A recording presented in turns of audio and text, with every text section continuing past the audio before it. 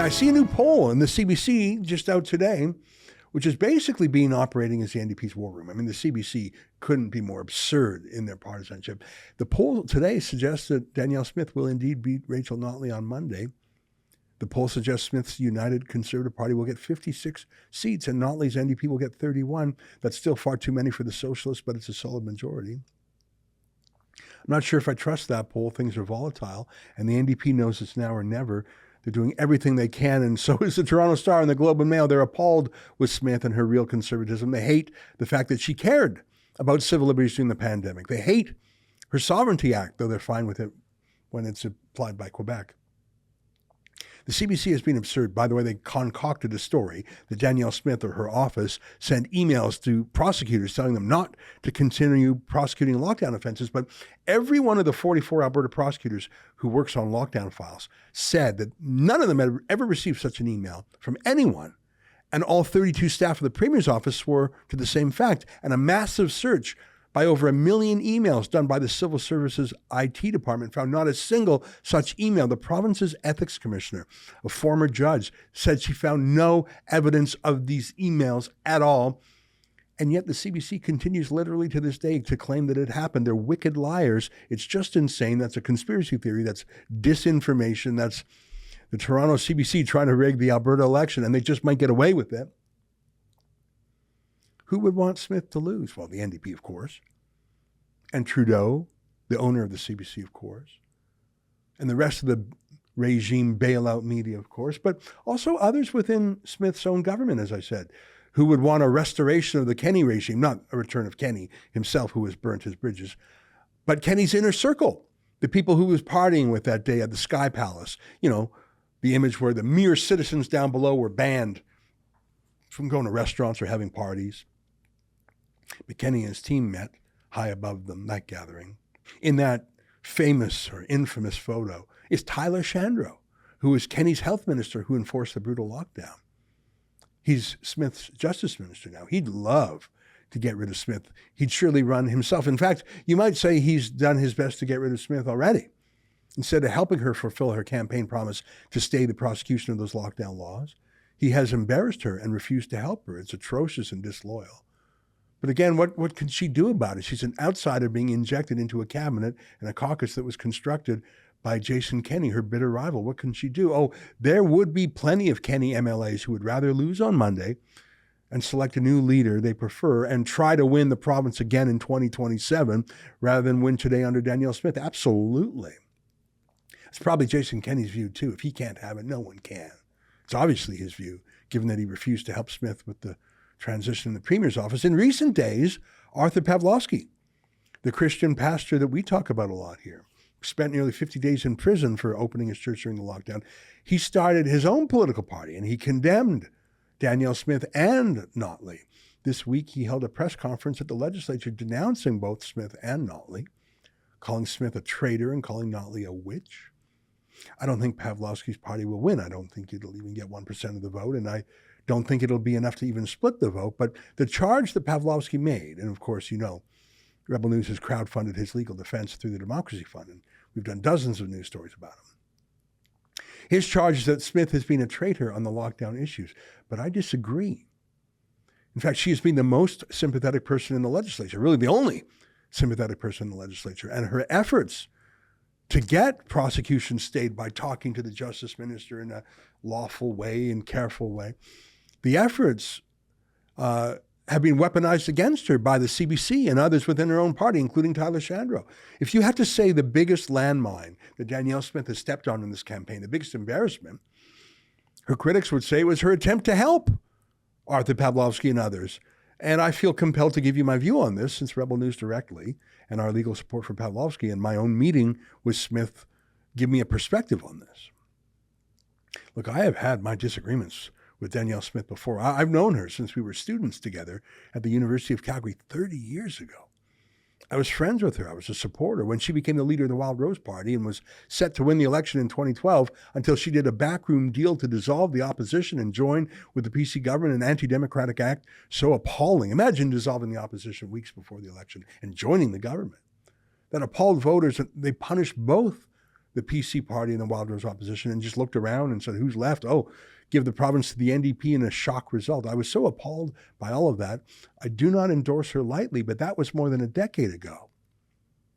And what is at stake is the future of Alberta today. And what I would say to Pawlowski, and in fact, I did tell him this directly, is that anything that damages Danielle Smith has only one result: to strengthen the chances that Rachel Notley, the destroyer, will take office again. And the fact that Smith has not been able to convince Kenney's loyalists in cabinet to help her stop the prosecutions of lockdowns is not comparable to Notley's passionate commitment to prosecute anyone and everyone she can, not just for lockdown crimes, but many other political offenses. By the way, I think Pawlowski's press conference was so vitriolic, I don't think it actually moved the needle. It had no appeal to NDP voters, other than they found it embarrassing for Smith, and I simply don't think it moved UCP voters because it was so bellicose. Here's what's at stake.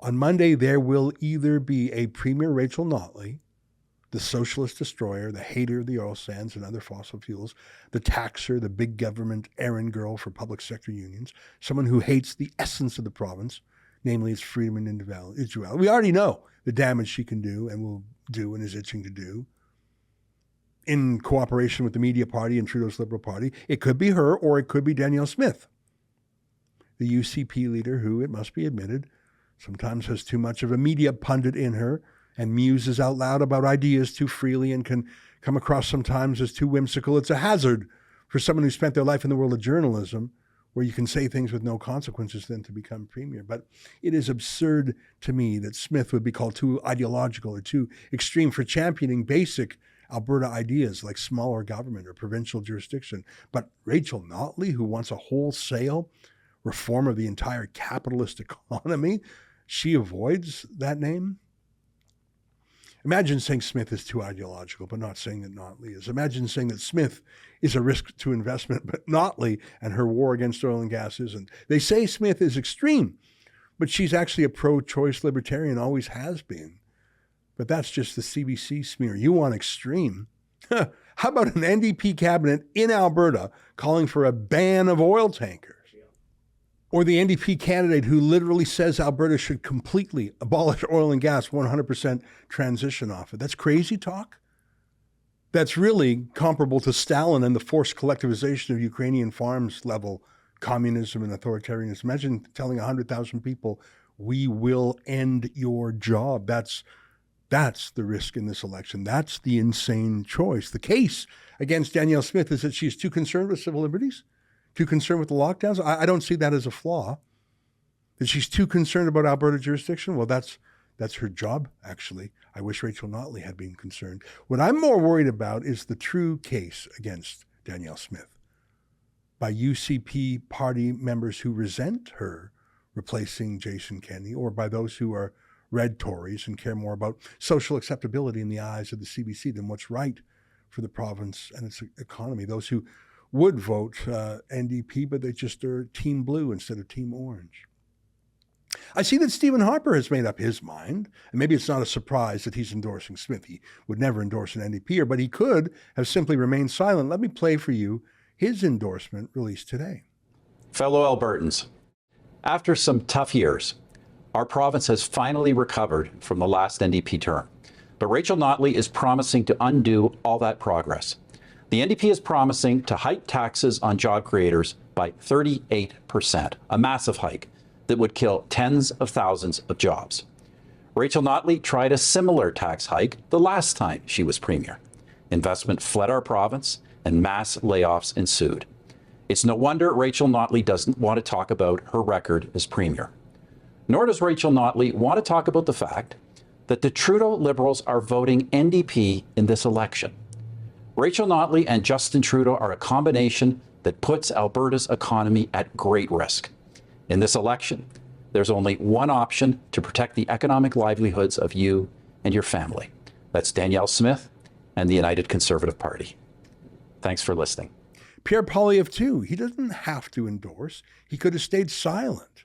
In fact, there's sometimes rivalries between provincial and federal Conservatives. Here's his video. Let's cut through the noise on the choice between the NDP's Rachel Notley and Conservative Danielle Smith. Notley will work for Trudeau and Singh, the NDP Liberal coalition bosses in Ottawa. She'll support higher carbon taxes on your gas, heat, and groceries. She'll help Trudeau attack the energy sector, putting you out of a job. And speaking of jobs, she'll raise taxes on job creators, pushing you onto the unemployment lines. That'll mean a weaker economy with less money for schools and hospitals. On the other hand, Conservatives will fight the carbon tax, stand up for Alberta and its energy sector, and unleash the full potential of our Alberta economy in order to grow and prosper in the future. That means more money for schools and hospital. In other words, vote for Alberta, vote Conservative, vote early, vote now. Now, I would never say vote for Danielle Smith because Stephen Harper or Pierre Poilievre said to do so. I would say vote for Danielle Smith because the case against her is absurd, and it's made in bad faith by the Kenny loyalists in the party, by CBC axe grinders working for Justin Trudeau, by those who simply want to take the Alberta-ness out of Alberta. That was an excerpt from the Ezra Levant show. I'm Ezra Levant. Every weekday, I do a monologue about the topic of the day. Then I interview a fascinating guest either in studio or via Skype. And then I read your mail, whether it's fan mail or hate mail, which is sometimes even more interesting. This is on our premium service, though, called Rebel News Plus. Go to rebelnewsplus.com. It's $8 a month or less if you buy a whole year in advance. You get my show every weeknight, plus Sheila Gunn Reid's show every week. It's called The Gun Show. It's pretty amazing. You know, we rely on you because we do not take a dime from the government. In Canada, that makes us almost unique. So please help us out and help yourself to some great journalism at rebelnewsplus.com.